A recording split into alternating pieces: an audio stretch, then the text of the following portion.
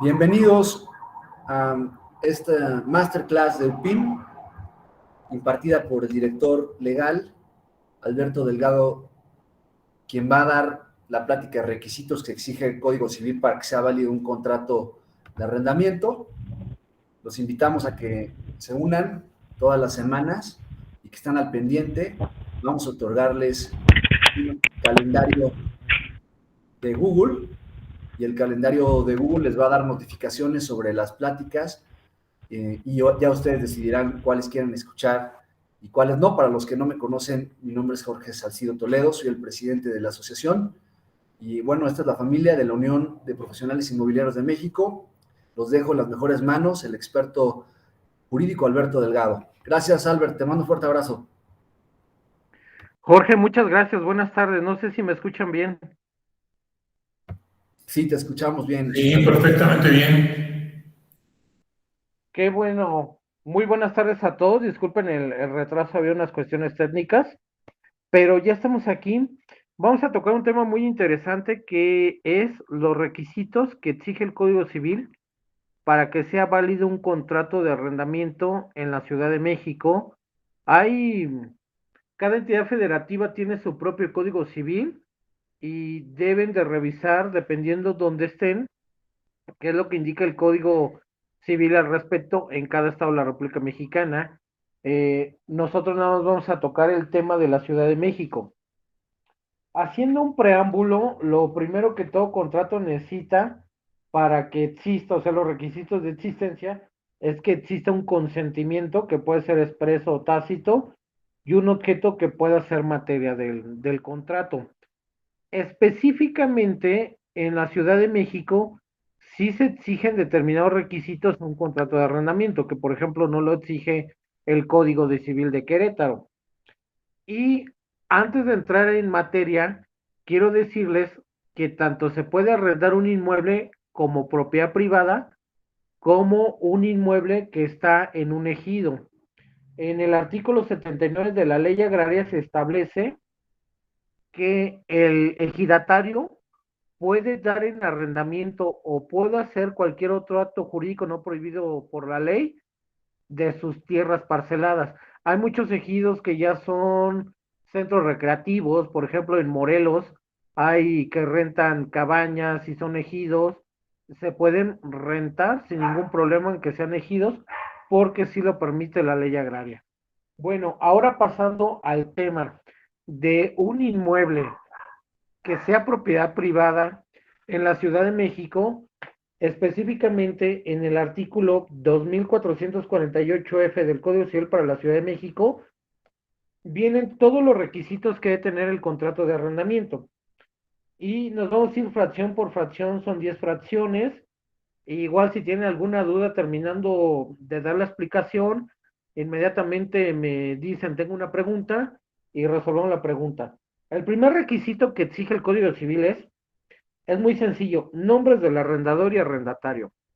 Deben ser los nombres como vienen en una identificación oficial, de preferencia credencial de lector o pasaporte.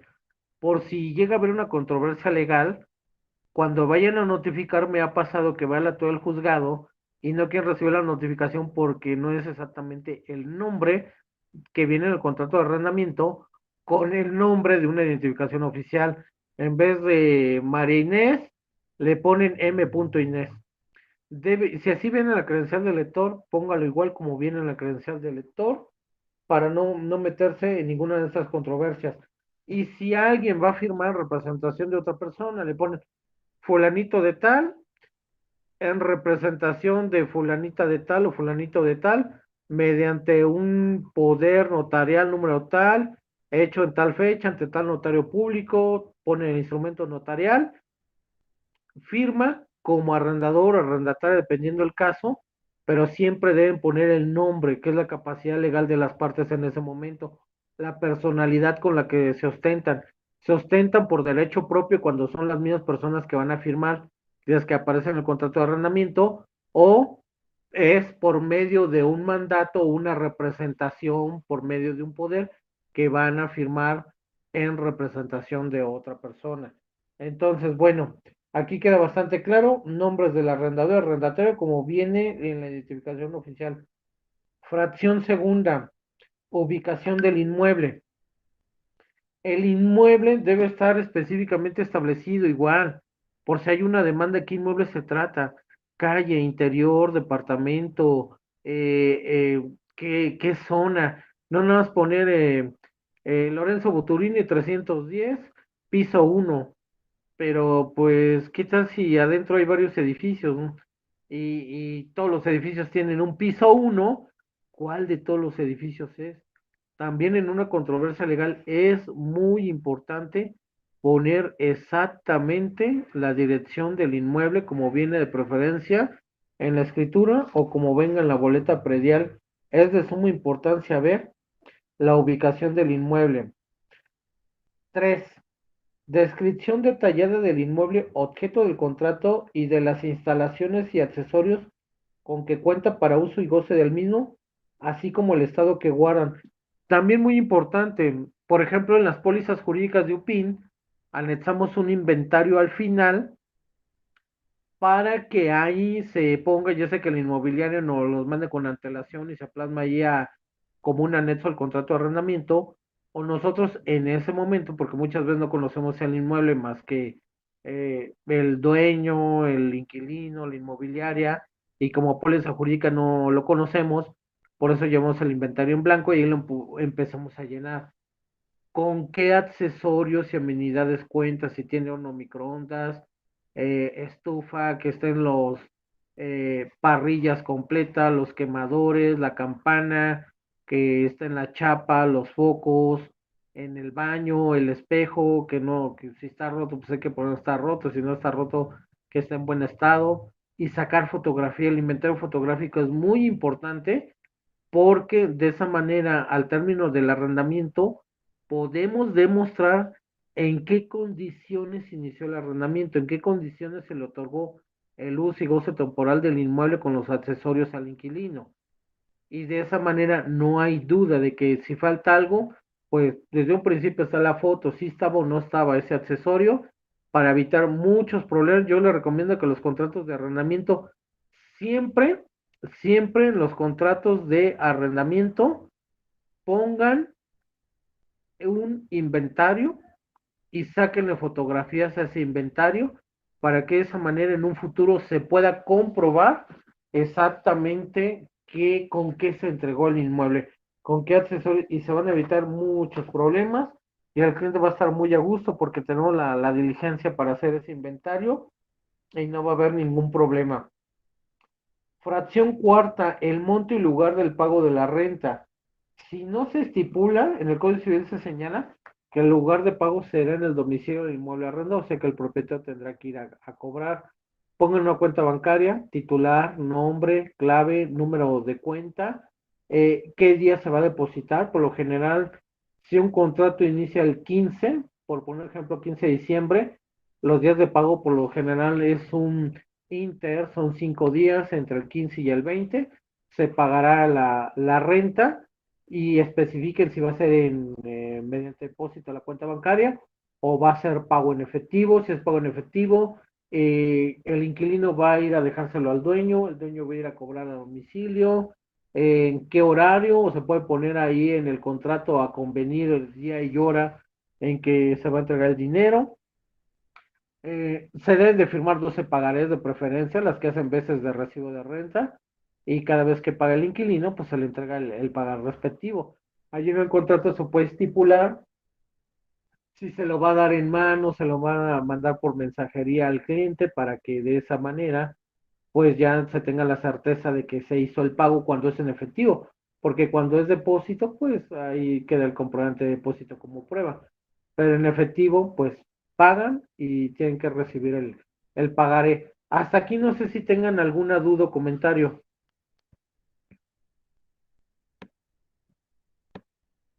Bueno, entonces avanzamos con la garantía en su caso.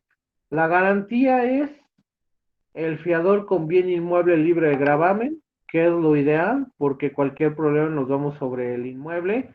En el contrato se estipula que no se puede vender ese inmueble, no se puede gravar, mientras dure la obligación del arrendamiento.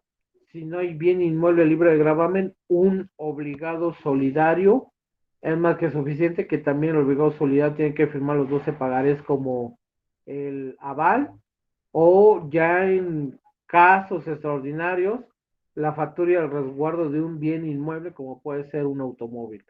Pero lo ideal siempre, siempre es el fiador con bien inmueble libre de gravamen.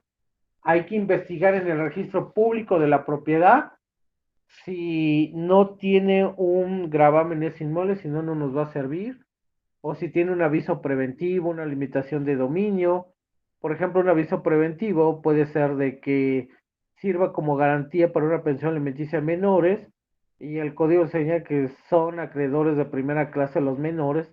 Entonces, en caso de deuda, primero se les pagará a los menores, y si sobra algo, pues ya se pagará a los otros acreedores. Entonces, es bien importante investigar con un certificado de libertad de gravamen, no antecedentes registrales, porque eso no nos sirve. Debe ser forzosamente un certificado de libertad de gravamen para poder determinar si tiene gravamen, aviso preventivo o limitación de dominio. Son 2 hojas el certificado de libertad de gravamen, y no hay como ir al registro público y que nos lo expidan en papel, ahora sí a la antigüita, y de esa manera tendremos una prueba documental si tiene gravamen o no tiene gravamen. Esa es la garantía que se debe poner. Aparte el depósito pues es un mes de renta, o en algunos casos se puede pedir 2 hasta 3 meses de renta para garantizar en caso de que haya un daño al inmueble. Fracción sexta, la mención expresa del destino habitacional del inmueble arrendado. Esto es muy importante por el uso habitacional, porque luego lo quieren ocupar para uso comercial, y a lo mejor si no es uso de suelo en esa zona, se pueden meter en problemas con el INVEA al propietario. Entonces, siempre preguntar, ¿para qué lo quiere? No, que quiere poner un negocio, y si no es para negocio, bueno, si es un uso mixto, pues está bien, pero si es uso habitacional, poner bien claro en el contrato. El arrendatario manifiesta que única y exclusivamente destinará el inmueble para uso habitacional y no para otra cosa. Inclusive se puede poner una limitante al número de habitantes, que se rente a, por ejemplo, máximo 5 o 6 personas, dependiendo del tamaño del inmueble, para que no se le arrende a más personas y no vivan más personas dentro del inmueble. O también, pues nada, se permite determinar un número de personas, y a partir de una persona extra se cobrará una cantidad adicional por el uso del inmueble. Todas esas cláusulas son legales, son válidas, y se puede estipular. Hemos hecho unos contratos donde se pone una limitación al número de personas que van a habitar ese lugar. La fracción 7, el término del contrato, muy importante. El Código Civil para la Ciudad de México menciona que los inmuebles destinados para casa habitación, el contrato no puede ser menor a un año. Entonces el contrato para casa habitación puede ser forzosamente más de un año, aunque algunas veces sí se han rentado por 6 meses. Pero bueno, si les toca un cliente que lo quiere por 6 meses, háganlo. De todas maneras, pues también opera la voluntad de las partes ahí. Pero si nos vamos estrictamente a lo que menciona el Código Civil, no puede ser menor a un año la renta de un inmueble destinada a casa habitación. 8. Las obligaciones del arrendador y arrendatario que contraigan adicionalmente las establecidas en la ley. Un ejemplo muy práctico de este puede ser, no viene en la ley, pero puede ser las mascotas. En el contrato se debe poner una cláusula específica que hable de las mascotas, de que sí se permiten, no se permiten. Me ha tocado casos donde los propietarios dicen, sí permito, pero de raza mediana o de raza pequeña. O sí permito máximo 3 mascotas, máximo 2 mascotas, o no permito mascotas de plano. Es una condición sine qua non, o sea, una condición eh, imprescindible el que se rente sin mascotas. Entonces, eso es muy importante, poner las obligaciones adicionales de arrendador y arrendatario, y poner una cláusula específica donde hable de todas esas condiciones para que no haya ninguna controversia a futuro. ¿Hasta aquí tienen alguna pregunta? ¿Qué tal, Albert? Muchas gracias por tu ponencia. Tenemos unas preguntas por parte de Federico Hernández, afiliado de PIM, y dice, si es legal solicitar los pagarés por cada mes de renta, ¿qué tan fácil es hacer el cobro de los mismos en caso del impago? Es legal porque hay un principio general del derecho, un principio jurídico que reza de la siguiente forma. Todo lo que no está expresamente prohibido en la ley al ciudadano se le tiene permitido. Y mientras en una ley, reglamento, código, en este caso el Código Civil, que es el cuerpo legal que regula el arrendamiento en la Ciudad de México, mientras en el Código Civil no esté expresamente prohibido que se tengan que suscribir pagarés para garantizar el monto de cada mes de renta, está permitido. Entonces, es legal lo de los pagarés. Segundo, para cobrarlos para mí se hace más fácil cobrar un pagaré. ¿Por qué? Porque si uno demanda un contrato de arrendamiento, tiene que irse al juzgado a demandar una controversia de arrendamiento inmobiliario.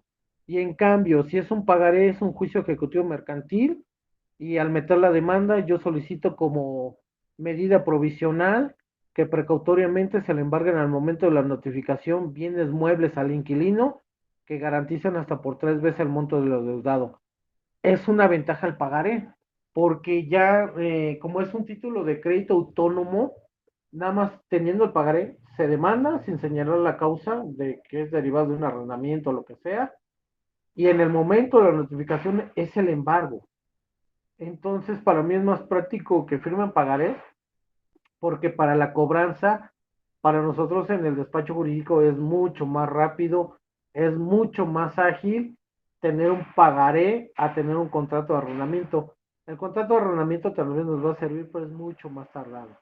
Y el juicio ejecutivo mercantil, la ventaja es que son juicios más rápidos, son juicios especiales, se acortan los tiempos procesales y es algo que se llama juicios sumarios. Entonces, por eso para mí es preferible que suscriban pagarés, uno por cada mes de renta. Gracias, Alberto, por tu respuesta. Hay otra pregunta por aquí también. Dice, en el caso de home office, ¿qué tanto afecta en cuanto al uso de suelo como casa habitación, la renta?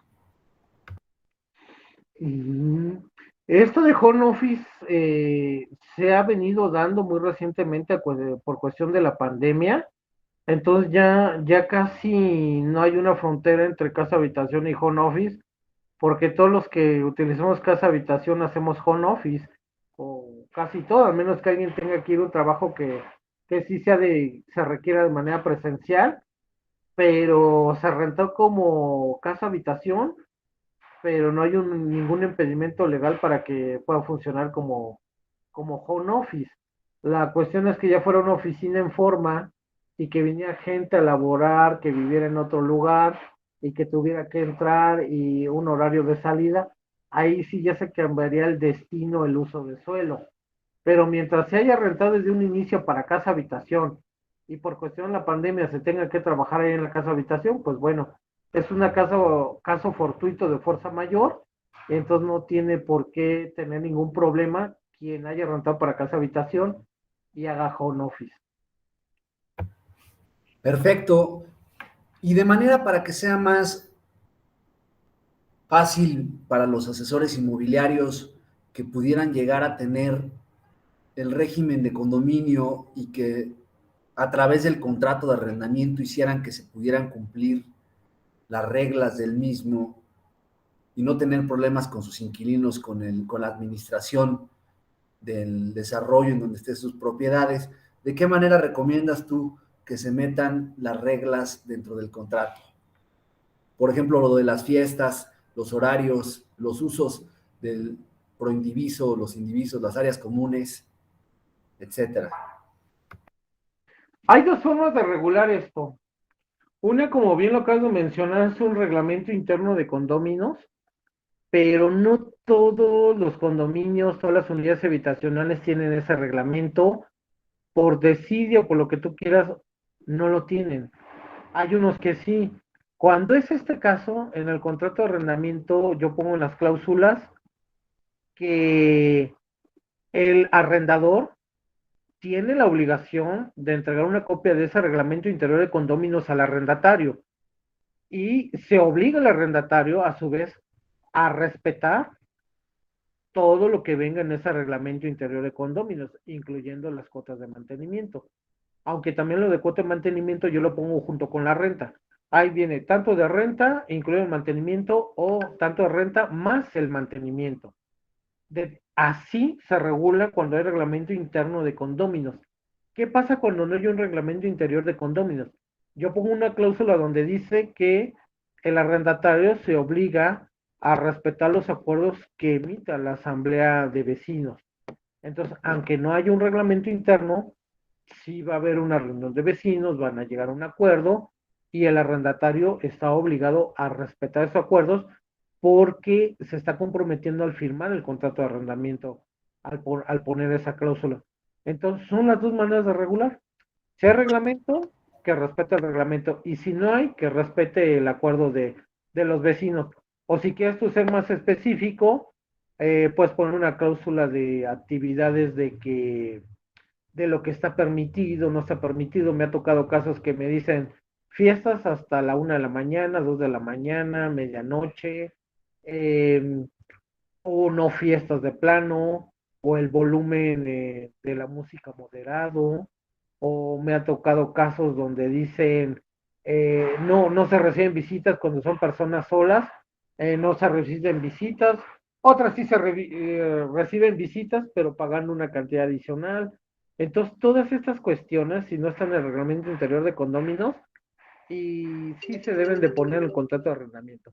Una cláusula donde hable prohibiciones o todo lo que sí puede hacer el inquilino, lo que no puede hacer, que vale la pena ponerlo en una cláusula que quede bien claro, bien redactado, para que no haya lugar de dudas y que ambos estén de acuerdo y de esa manera podemos subsanar eso.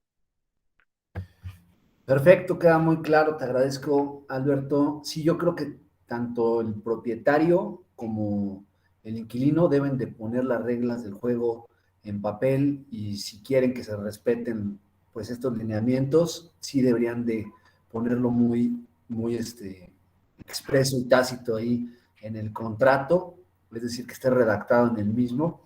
Y bueno, algo que sí es un requisito para poder inscribir en régimen en condominio es que metan su reglamento, pero como bien dices, muchas veces por desidia no lo hacen de la manera adecuada y está muy escueto, pero como bien lo expresas con las juntas de las asambleas de los mismos condominios de la administración, pues hay que poner ahí entonces cómo es que se van a eh, aclarar las adecuaciones y las actualizaciones del reglamento y que haya una cláusula que señale si quieren que se pueda actualizar también y pongan alguna nueva norma y que lo cumpla el inquilino, ¿no? Y evitar que tenga problemas el propietario con esta asamblea y luego le produzca pues una molestia tener su bien inmueble como una inversión rentada a un inquilino.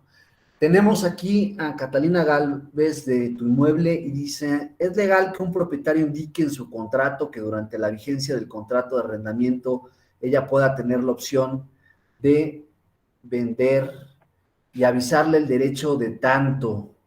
Pero me da la impresión, abre la alternativa de quebrantar el periodo de arrendamiento. ¿Qué opinas, mi estimado Alberto, sobre este derecho al tanto y cómo debe de ser que respete el año y no venga siendo que quieran sacar antes a la persona? ¿Cómo funcionaría ahí la aplicación de la ley en el Código Civil dentro de la Ciudad de México? Y en otros estados también yo creo que sería interesante, porque esta plática que está siendo grabada y que van a escuchar después algunas otras personas que probablemente estén en diferentes y varios estados de la República. Bueno, mira, antes que nada quisiera describir qué es el derecho del tanto. Hay jurisprudencia de la Corte de la Primera Sala que señala que el derecho del tanto es el derecho que tiene el arrendatario a ser preferido cuando el propietario quiera vender el inmueble. Esto siempre y cuando vaya al corriente en el pago de las rentas, debe ser preferido a cualquier otra persona. Este es el derecho del tanto, así hablando en términos muy llanos, el derecho preferente para comprar el inmueble cuando el propietario decida venderlo. Y en la Ciudad de México no existe una prohibición para que el arrendador, o sea, el propietario, venda ese inmueble, porque hay varias características de la propiedad y una de esas características es la disposición de ese bien inmueble. O sea, puede disponer, si el propietario durante la vigencia del arrendamiento decide venderlo, no hay ningún problema que lo pueda vender, pero el Código Civil señala que primero que debe estar al corriente y debe de manera fehaciente darle por aviso por escrito al arrendatario para que éste en un término de 30 días responda si quiere o no es su deseo comprar el inmueble. Si no es su deseo, pues bueno, ya lo puede ofrecer al público en general en mercado abierto ese inmueble. ¿Qué pasa si lo vende durante la vigencia del arrendamiento? Pues que el nuevo propietario tiene la obligación de continuar con el arrendamiento hasta la fecha que se estableció en el contrato y el inquilino le pagará las rentas al nuevo propietario. Eso es lo único que sería pagarle al nuevo propietario y el nuevo propietario tiene la obligación de respetar ese contrato de arrendamiento y por lo general en la notaría pues le hacen firmar eso. Cuando se vende con un arrendamiento vigente, en la notaría dicen, hay un contrato de arrendamiento vigente de esa propiedad, tiene tal vigencia, ¿lo acepta así? No, pues sí, sí lo acepto así, entonces ahí ya no hay ningún problema. Y de esa manera funciona el derecho del tanto, pero no hay ninguna limitación. Otra cosa que yo pongo en los contratos de arrendamiento, hay penalizaciones para ambas partes. Hay penalización si el inquilino se retrasa, por lo general es el 10% del monto de la renta mensual por cada día o determinados días de atraso. Hay penalización si rescinde el contrato del arrendatario antes de la vigencia, con 2 meses de renta más la pérdida del depósito. Pero también es recomendable poner penalizaciones en contra del arrendador. También si el arrendador decide dar por terminado este contrato, lo rescinde antes de la vigencia estipulada en el presente contrato, la penalización será de, por ejemplo, 6 meses de renta que le tendrá que pagar al inquilino. Entonces, como un contrato es derechos y obligaciones para ambas partes, yo pongo penalizaciones también para el arrendador en dado caso de que quiera rescindir el contrato antes de tiempo y de esa manera ya queda muy claro y es algo justo para ambas partes. Perfecto, Alberto, eso es muy bueno porque también nosotros como inmobiliarios tenemos que cubrir las necesidades de los propietarios que en algunos casos puede ser que estén abiertos. ¿Cuántas personas no nos ha pasado dentro del gremio que llega un propietario y nos dice, quiero vender con opción a rentar con opción a venta, ¿no? Entonces, en ese caso, justo estas cláusulas de negociación pues ya saben a lo que se atienen en caso de que encuentren un comprador, ¿no? Y también poner claro sobre el mismo contrato cuáles van a ser las condiciones para poder mostrar el bien inmueble que pues está siendo sujeto a un arrendamiento por parte del inquilino, pero que tiene la apertura para una venta y que ya se le avisó previamente al mismo arrendatario. De esta manera estamos siendo muy transparentes y evitamos que haya conflictos, ¿no crees, mi querido Alberto? Así es, porque precisamente la función de hacer un contrato de arrendamiento o de una póliza jurídica es prever los conflictos que vayan a suceder y en caso de que sucedan, existan cláusulas claras en el contrato que si sucede ese evento, nosotros sepamos qué está en ese contrato y qué va a pasar si sucede ese evento. Por eso siempre es muy importante hacer ese contrato de arrendamiento, protegerse con una póliza jurídica. Es muy importante que esté por escrito porque la falta de formalidad, como lo señala el Código Civil, es responsabilidad del arrendador y para seguridad jurídica de ambas partes debe estar por escrito. Los arrendamientos verbales ya casi no se utilizan. Yo ya de 4 años para acá ya no he oído, hace como 4 años oí el último arrendamiento verbal, ya no se estila. Entonces, para darles una gran seguridad a nuestros clientes, siempre debe ser por escrito un contrato de arrendamiento actualizado, vigente. Me ha tocado contratos de papelería que luego llegan al despacho y traen su contrato que es como una hoja oficio con letras muy pequeñitas por ambos lados y que más viene el espacio para las firmas en la parte de atrás. Y veía el artículo, la otra vez por curiosidad me puse a revisar uno y venían los artículos 980, el 1100, y yo digo, si el contrato de arrendamiento está del 2398 a 2496, o sea, y eran de un código civil ya abrogado, ya estaba bien desactualizado ese contrato de papelería, porque a lo mejor en la papelería, cada cuando venden un contrato de arrendamiento y pasan años que están con el mismo blog de los contratos de arrendamiento vendiendo contratos, puede generar muchos problemas, la verdad. Eh, que no se puedan recuperar rentas vencidas, que puedan alegar que no tiene inclusive personalidad el arrendador, muchísimas cosas que he visto en tribunales.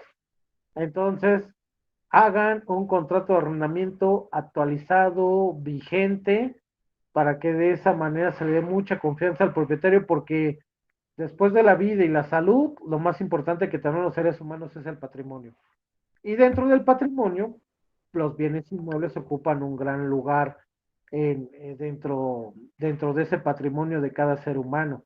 Y en muchos casos, a muchas personas les ha costado años o hasta décadas comprar un inmueble y luego que lo renten. Entonces, pues sí, están poniendo gran parte de lo que tienen en nuestras manos, y creo que lo menos que debemos hacer pues es ser profesionales, hacerlo o acercarnos a las pólizas jurídicas o los despachos para que nos hagan un buen contrato de arrendamiento.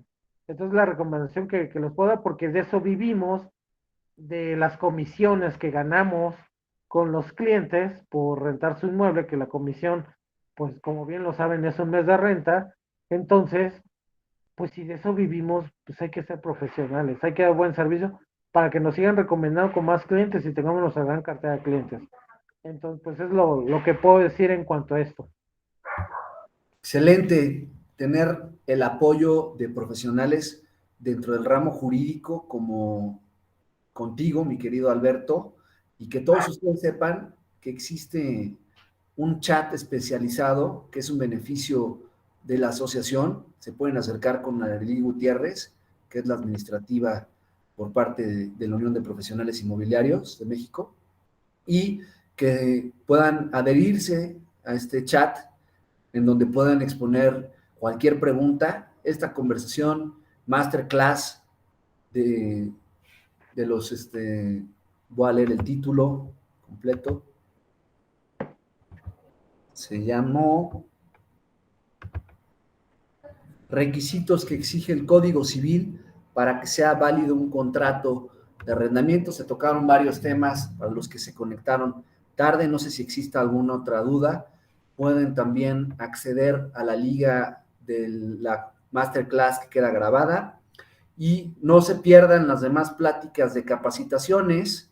Es importante que estén actualizados, que se apoyen en la asociación en todas las áreas y que puedan tener acceso también a las herramientas y al material que les otorgamos a través de la asociación. Creo que por lo pronto no hay más preguntas, pero no sé tú, Alberto, si quieras agregar algo más que consideres importante para que ya le demos cierre también a la masterclass. Sí, nada más algo ya por último, las fracciones 9 y 10 de este artículo 2448F. Yo les recomiendo que anoten el artículo porque les va a servir mucho, 2448F, y donde vienen los requisitos que son las 10 fracciones. Nada más para concluir, la novena fracción habla del monto del depósito, o en su caso los datos del fiador, muy, muy claro. Y la décima, el carácter y las facultades con que el arrendador celebra el contrato, incluyéndose todos los datos del instrumento con que éste acredite su personalidad, lo que hablábamos del poder notarial, del mandato, si no puede firmar el arrendatario obligado solidario, puede firmar a su nombre o representación otra persona. Eso es los 10 fracciones y con esto cubrimos el tema de los requisitos que sigue el Código Civil para que sea válido un contrato de arrendamiento. Cualquier duda, pregunta, comentario, si por el momento no tienen, aparecen nuestros datos, hablen UPIN, al jurídico de UPIN, con muchísimo gusto los vamos a atender y pues nada más que sigamos todos capacitándonos, sigamos todos estudiando, leyendo, que es lo que nos va a dar la seguridad ante los clientes cuando nos pregunten cualquier cosa y cualquier cosa o duda legal que tengan, con mucho gusto estoy a sus órdenes. Por mi parte es todo, que estén muy bien. Gracias, Alberto. Hay una pregunta más que pusieron por aquí. Si es válido hacer el contrato de arrendamiento, poner una cláusula mediante la cual el arrendatario renuncia a su derecho al tanto. Es válido siempre y cuando desde un principio, porque yo he hecho contratos así hasta el momento no he tenido problemas. Hay aquí como una controversia entre abogados, pero yo les voy a decir cuál es mi punto de vista, porque hay abogados que dicen que no es legal y hay otros que dicen que sí es legal, y hay una controversia en cuanto a esto. Unos dicen que no es legal porque pues tiene preferencia al derecho del tanto y se lo quiere comprar. Y otros dicen que sí es legal porque lo que impera en un contrato es la voluntad de las partes. El contrato de arrendamiento es un contrato privado, es un contrato entre particulares. Y hay un principio del derecho civil que es la voluntad de las partes.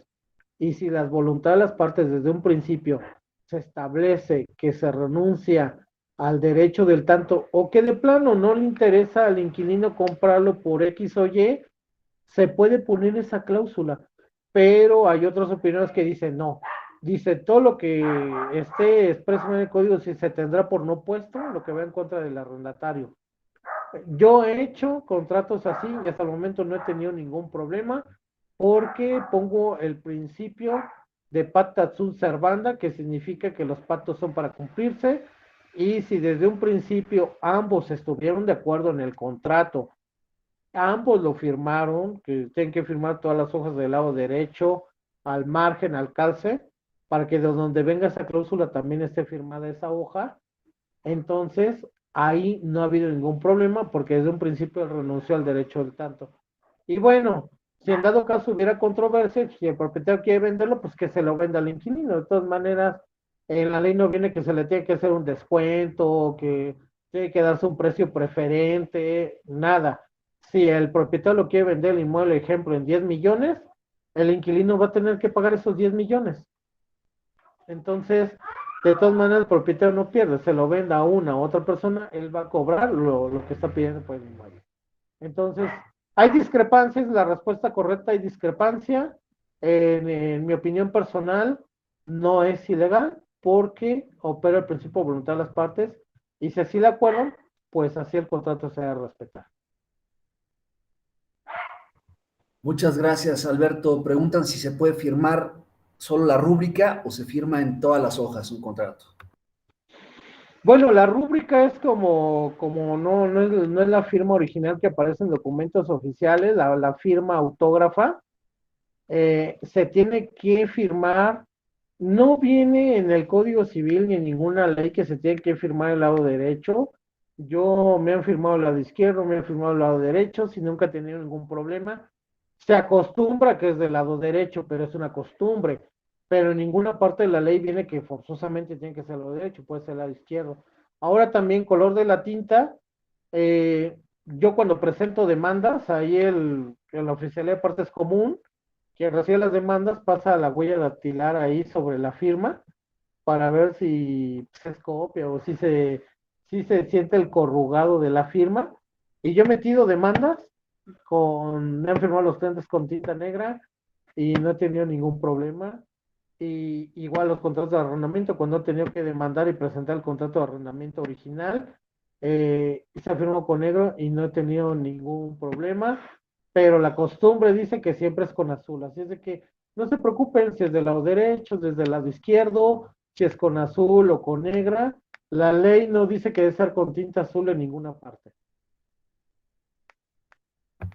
Muy bien, quedan respondidas todas las preguntas de la audiencia. Yo tengo una pregunta que te quisiera hacer sobre lo del derecho al tanto. ¿Qué tan litigable podría ser si no se demuestra que, bueno, en dado caso que haya existido una cláusula en donde se dice que el arrendador sí estuvo señalando que estaba dispuesto a pagar una penalización en caso de vender antes de que terminara el contrato, y qué tan comunes que tú hayas vivido en tu experiencia dentro de la abogacía, hayas visto se litiguen este tipo de casos? Bueno, aquí hay dos cosas, fíjate, es muy interesante la pregunta. A mí me ha tocado que, por ejemplo, el propietario vende el inmueble sin consentimiento del inquilino, sin avisar el derecho al tanto.